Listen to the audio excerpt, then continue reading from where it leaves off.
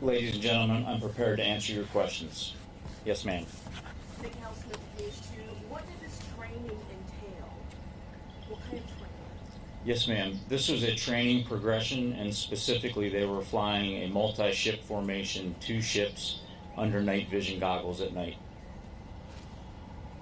Yes, sir. Michael Warwick with Channel 4 out of Nashville.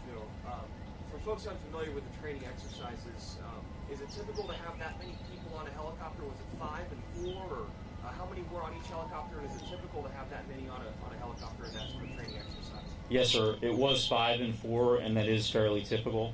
There's a pilot, a co-pilot, a crew chief, and then often you'll have medics or other personnel on the aircraft as well.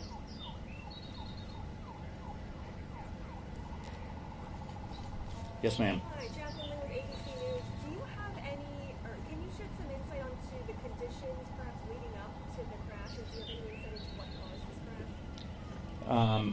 We have a safety team coming from Fort Rucker, Alabama, who specialize in aircraft safety and specifically these investigations.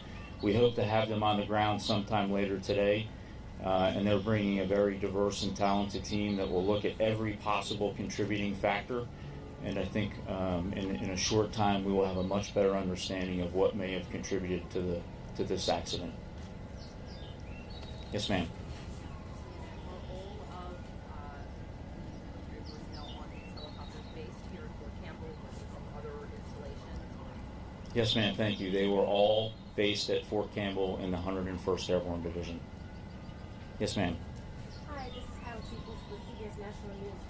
I wanted to know a little bit more about the helicopters that were in play here. Can you just give us a little bit of background on what they are for and what they do? Yes, ma'am. They were a variant of the Black Hawk. These specific aircraft were medical evacuation aircract. However, we believe that they were the accident occurred when they were doing flying, not deliberate medical evacuation drills. So practice. Correct.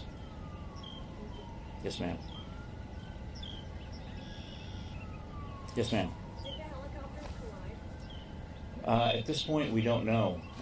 We're hopeful that when we get the team from Fort Rucker here and they're able to pull some of the data out of the onboard computers, that we'll have a better understanding of exactly what happened. Yes, ma'am.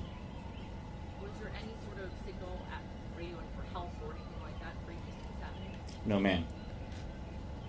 Yes, ma'am. Could you please describe the location as to where the crash happened? Was it in any proximity to residential properties? Yes, ma'am. Despite our losses, we were lucky because they were able to land in an open field across from a residential area. So thankfully there were no additional casualties or injuries as a result of the aircraft crash.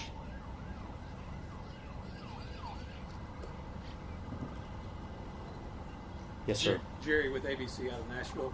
Are these helicopters you talked about getting data from them, are they equipped with like a black box like we hear when passenger planes go down, or is it more just computer type instruments that you would look at? Yes, sir. They do have something very similar to the black boxes that we see on the larger aircraft, and we're hopeful that that will provide quite a bit of information of what occurred. Yes, ma'am. Jordan Whalen, 44 News. When do you expect to reach out to the families to release those names? Yes, ma'am. We started next of kin notification early this morning. We have some family members that are in the local area that we were able to contact fairly quickly, but we also have some family members across the United States and a few outside of the United States. So that process is ongoing. We're doing everything we can to notify families as quickly as we can, but I don't have a good estimation on when the final notifications will occur. Yes, ma'am. Sir. Edward Morlow, WKDZ. Do you happen to have any sort of an estimate as to the rapid response time that's been talked about a lot? Is there an average time at which Fort Campbell and Trigg County and Christian County were able to respond? Yeah, I don't have an actual response time, but I will tell you that we know that they responded incredibly quickly and immediately established communication with our leadership here at Fort Campbell, and then jointly we were able to secure that location and get the right folks there to start helping at the site. Yes, ma'am. Were there any transports to medical facilities No, ma'am, there were no transports off the crash site. Yes, sir. How was the post made aware of the crash? Were they being monitored by radar? Was there radio communication, or was it people in the area that called 911?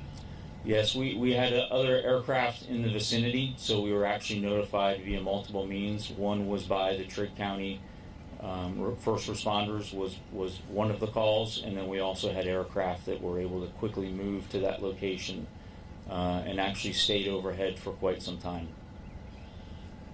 We'll take 2 more questions. Yes, ma'am. Cindy Snow with Fox 17 in Nashville. When, to your knowledge, or ever, did something like this happen here at Fort Campbell during a training exercise? That I will have to follow up with you. I'm not sure of the actual date of the last accident, especially to this extent, but I can follow up with you after this with an answer. Yes, ma'am. Going forward, how will you take extra safety precautions to ensure that this doesn't happen again? Yeah, that's a great question. Everything we do, safety is integrated into this. And for context, when we do any training, but especially aviation training, they do very, very detailed planning, very detailed rehearsals. Depending on the risk of the operation they're doing, has different levels of approval from the command. So we will always relook our safety precautions and our measures. But this was, like all of these training events, safety is a primary focus for us. Thank you.